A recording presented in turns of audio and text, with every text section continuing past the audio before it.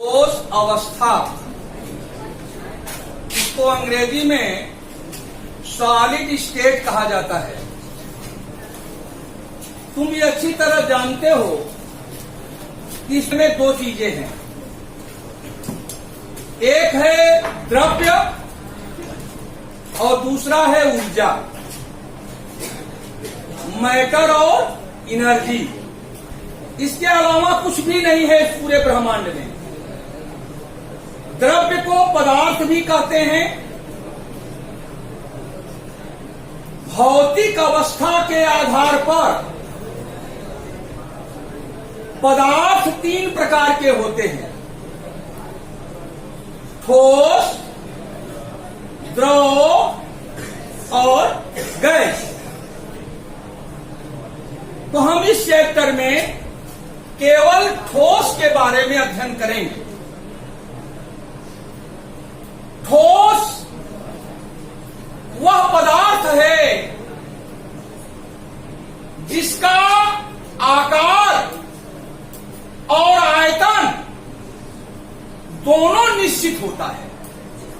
जैसे ये मार्कर, ये ठोस पदार्थ है, इसका आकार भी निश्चित है और इसका आयतन भी निश्चित है। ये जो ठोस है, ये छोटे छोटे कणों, परमाणुओं या अणुओं या आयनों से मिलकर बना है। इसमें छोटे छोटे कण हैं और इन कणों के बीच बहुत ही मजबूत आकर्षण बल लगा हुआ है।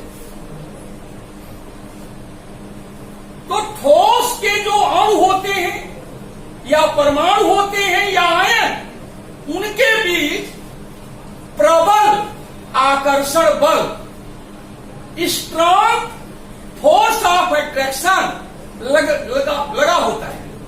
अब जैसे ठोस के बहुत से उदाहरण हैं, चारों तरफ यहां जो भी देख रहे हो ये सब ठोस हैं। जैसे ये ईंट ठोस है, ये बोर्ड ठोस है, ये चश्मा ठोस है, ये मार्कर ठोस है, हमारा शरीर भी ठोस है। बाहर से देखिए ठोस है, सॉलिड है। तो ठोस को दो भागों में वर्गीकृत किया गया है, यानी ठोसों का वर्गीकरण किया गया। तो यानी ठोस को कई भागों में, दो भागों में। क्लासिफिकेशन ऑफ सॉलिड्स, ठोस को दो भागों में बांटा गया। पहला क्रिस्टलीय ठोस,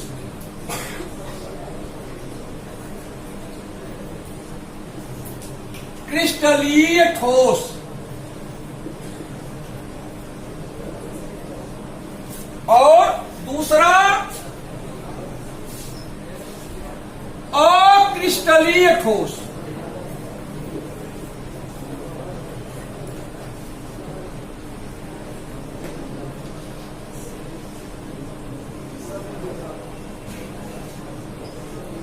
जितने ठोस पदार्थ हैं उनको दो कैटेगरी में रखा गया है, क्रिस्टलीय ठोस और अक्रिस्टलीय ठोस। क्रिस्टलीय ठोस को अंग्रेजी में क्रिस्टलाइन सॉलिड कहते हैं, crystalline solid.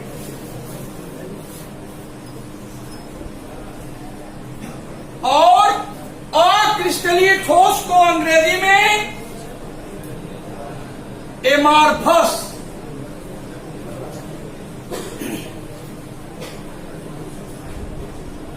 Amorphous solid.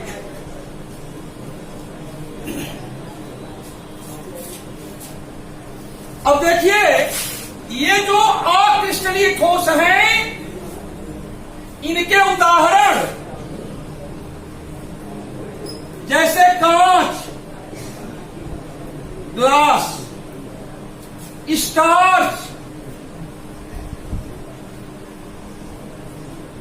Rubber, मोम, प्लास्टिक,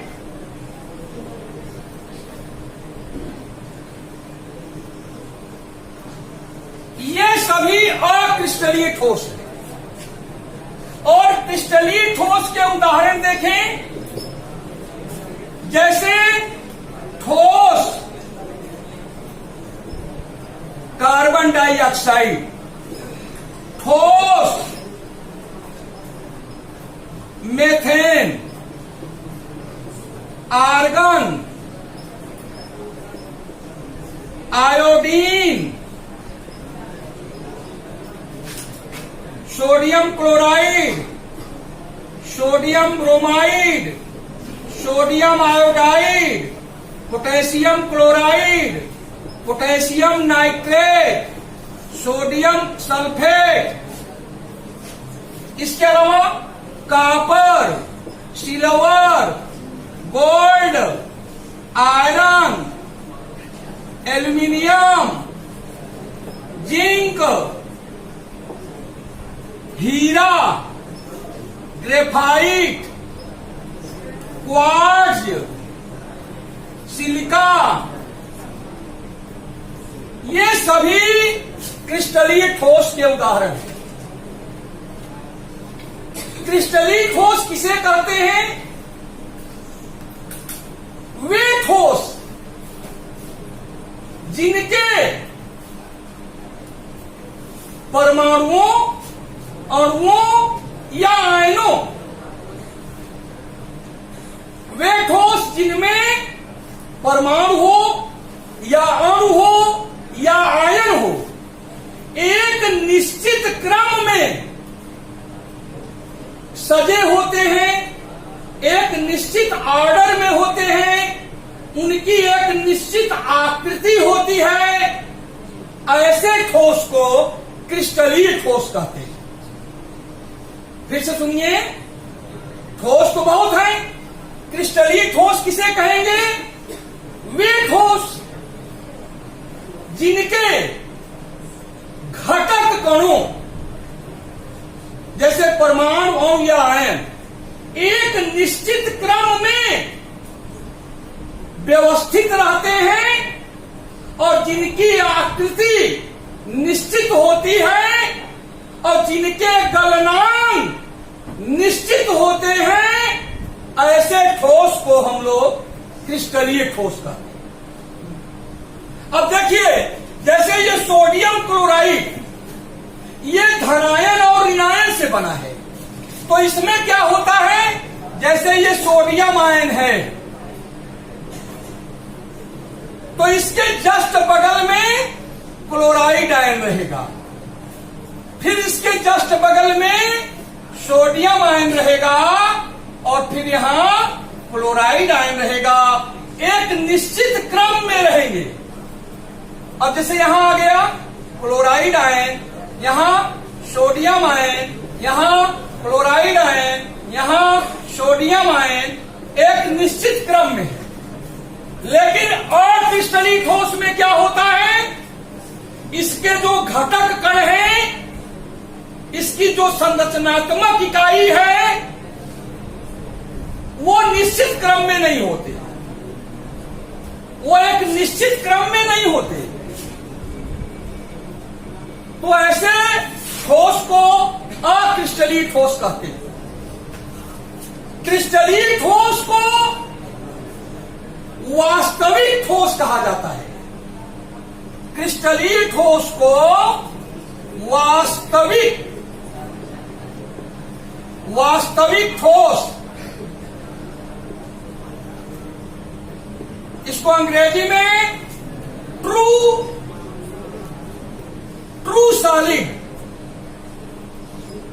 सॉलिड कहा जाता है। लेकिन अक्रिस्टलीय ठोस को छद्म ठोस, स्यूडो सॉलिड कहा जाता है। स्यूडो सॉलिड या इसको अतिशीतित द्रव कहा जाता है। अतिशीतित द्रव, और तब इसे अंग्रेजी में कहेंगे super cooled liquid. Super cooled liquid. अक्रिस्टलीय ठोस के गलनांक निश्चित नहीं होते हैं, लेकिन क्रिस्टलीय ठोस के गलनांक निश्चित होते हैं। क्रिस्टलीय ठोस के जो घटक कण हैं, घटक कण का मतलब जिससे वो क्रिस्टलीय ठोस बना है। कोई क्रिस्टलीय ठोस परमाणुओं से बना होगा, कोई क्रिस्टलीय ठोस अणुओं से बना होगा, कोई क्रिस्टलीय ठोस आयनों से बना होगा। अब देखो, जैसे तांबा, चांदी, सोना, लोहा, ये परमाणुओं से बने। जैसे ये लोहे का गार्डर है, इसमें छोटे छोटे छोटे छोटे छोटे छोटे लोहे के परमाणु हैं, एटम है। तो इसके घटक कण तांबा, चांदी, सोना, लोहा, इनके घटक कण कहलाएंगे परमाणु। लेकिन अभी ले लें ठोस कार्बन डाइऑक्साइड, ठोस मेथेन ले लें, तो ये अणुओं से बने। इनके घटक कण अणु हैं, मॉलिक्यूल। और सोडियम क्लोराइड ले लें, सोडियम ब्रोमाइड लें, पोटेशियम क्लोराइड लें, इनमें से कोई, तो ये धनायन और ऋणायन से बने। तो इनके घटक कण क्या है? आयन। तो क्रिस्टलीय ठोस क्या है? वे ठोस जिनके घटक कण एक निश्चित क्रम में, एक रेगुलर ऑर्डर में व्यवस्थित रहते हैं, सजे रहते हैं। ठीक उसी प्रकार जैसे फूल के बगीचे में फूल एक निश्चित क्रम में सजे रहते हैं, वैसे ही क्रिस्टलीय ठोस में परमाणु, अणु या आयन एक निश्चित क्रम में व्यवस्थित रहते हैं। जैसे निश्चित क्रम का मतलब ये सोडियम आयन है, तो इसके बगल में क्लोराइड आयन रहेगा, फिर उसके बगल में सोडियम आयन रहेगा, फिर क्लोराइड आयन रहेगा। ये निश्चित क्रम हुआ। लेकिन अक्रिस्टलीय ठोस में ऐसा नहीं है। उसमें क्या है? जैसे कांच या स्टार्च या रबर, जैसे ये मान लिया ये किसका अणु है? रबर का एक अणु, ये ले लिया तो एक दूसरा ले लेंगे 2 ठो, फिर ये इस टाइप वाला यहां 3 ठो ले लेंगे। ये कोई क्रम नहीं है, कोई ऑर्डर नहीं। क्रिस्टलीय ठोस के गलनांक, मेल्टिंग पॉइंट निश्चित होते हैं, और क्रिस्टलीय ठोस के गलनांक निश्चित नहीं होते। क्रिस्टलीय ठोस को यदि हम चाकू से काटें तो उसका जो सतह मिलेगा वो चिकना रहेगा, प्लेन रहता है। लेकिन अक्रिस्टलीय ठोस को चाकू से काटें, उसकी जो सतह होती है वो चिकनी नहीं होती। क्रिस्टलीय ठोस विषमदैशिक होते हैं। विषमदैशिक,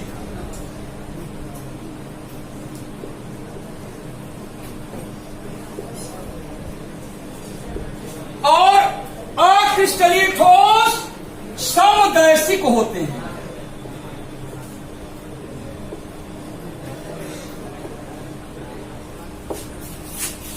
क्रिस्टलीय ठोस विषमदैशिक पदार्थ हैं, आइसोट्रोपिक सब्सटेंस हैं, और ये आइसोट्रोपिक सब्सटेंस होते हैं। इसका मतलब ये है कि जो क्रिस्टलीय ठोस होते हैं, जैसे ये क्रिस्टलीय ठोस मान लीजिए है, यद्यपि ये है नहीं, ये प्लास्टिक का बना है। यदि हमको क्रिस्टलीय ठोस मिले तो उसके जो भौतिक गुण हैं भिन्न भिन्न दिशाओं में भिन्न भिन्न होते हैं। क्रिस्टलीय ठोस के भौतिक गुण, फिजिकल प्रॉपर्टी, इस दिशा में कुछ होगा तो इस दिशा में कुछ होगा, इस दिशा में कुछ होगा, यानी भिन्न भिन्न दिशाओं में भौतिक गुण भिन्न भिन्न होते हैं। जैसे भौतिक गुण में हम लेते हैं कठोरता, तो क्रिस्टलीय ठोस रहेगा तो उसकी कठोरता, हार्डनेस सभी दिशाओं में समान नहीं होगा।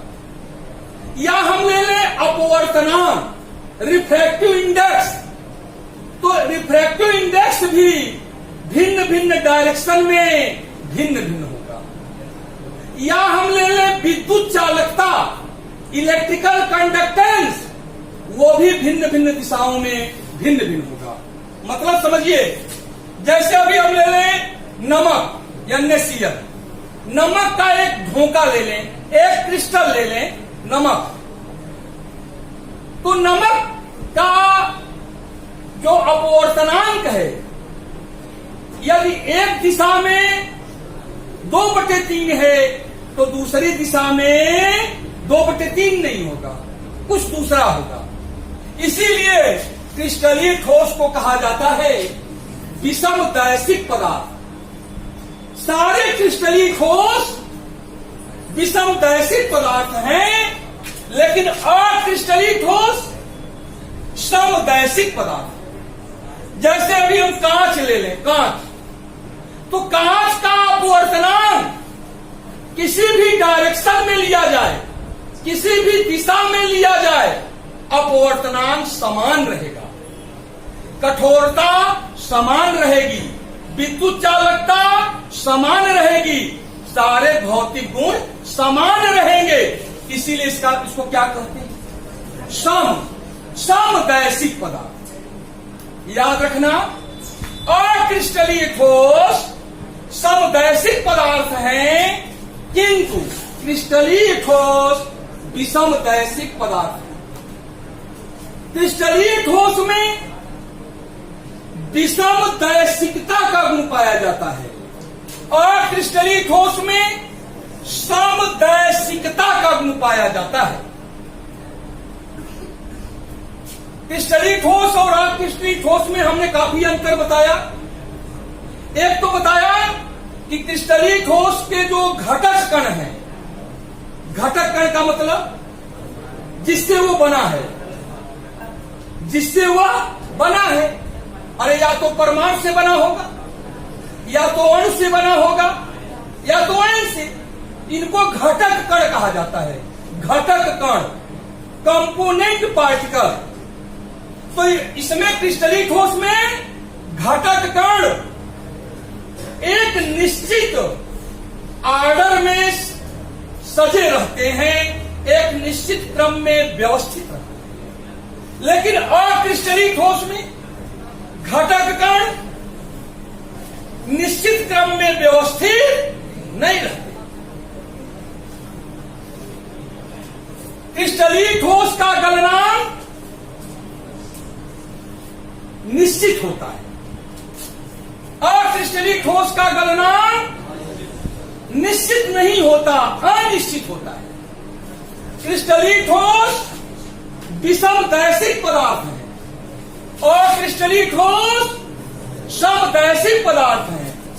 क्रिस्टलीय ठोस को वास्तविक ठोस, ट्रू सॉलिड कहते हैं और क्रिस्टलीय ठोस को छद्म ठोस, स्यूडो सॉलिड या अतिशीतित द्रव, सुपर कूल्ड लिक्विड कहा जाता है। क्रिस्टलीय ठोस को चाकू से काटें तो इनकी जो सतह मिलेगी वो चिकनी रहेगी, चिकनी, ये चिकनी सतह। लेकिन अभी हम मोम ले लें और चाकू से काटें, उसकी जो सतह मिलेगी वो चिकनी नहीं होती। तो ये अंतर है क्रिस्टलीय ठोस में और अक्रिस्टलीय ठोस में। ये जो क्रिस्टलीय ठोस है ये 4 प्रकार का होता है। ज्यादातर तुम देख रहे हो कि ज्यादातर ठोस कैसे हैं, क्रिस्टलीय। अक्रिस्टलीय में गिने चुने थोड़े से। तो क्रिस्टलीय ठोस 4 प्रकार का होता है। पहला आणविक ठोस, मॉलिक्यूलर सॉलिड। दूसरा आयनिक ठोस, आयनिक सॉलिड। तीसरा सहसंयोजी ठोस, कोवैलेंट सॉलिड। और चौथा धात्विक ठोस, मेटालिक सॉलिड। तो ये 4 प्रकार के क्रिस्टलीय ठोस हैं।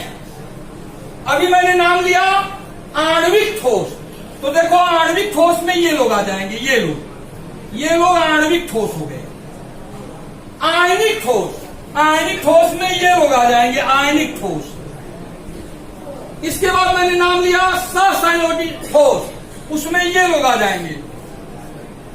फिर मैंने नाम लिया धात्विक ठोस, इसमें ये लोग आएंगे, कॉपर, सिल्वर, गोल्ड, आयरन इत्यादि। कुछ बात समझ में आई?